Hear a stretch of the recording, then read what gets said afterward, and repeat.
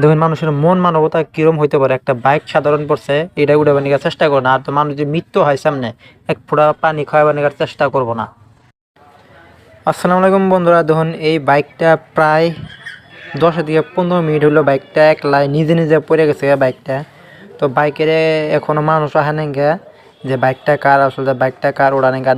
মানুষ যে রাস্তাতে কমসে কম 200-300 মানুষ গেছে 10-15 মিনিটের ভিতরে, কিন্তু মানুষে বাইকটা চায় দেখে কিন্তু বাইকটা উড়ায় না।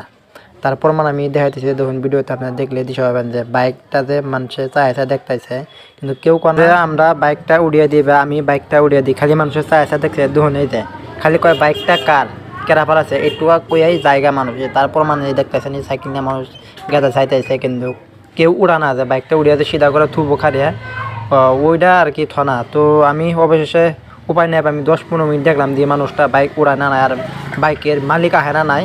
তো দেখে না আমি পরবর্তীতে এই যে দেখুন, তো আমি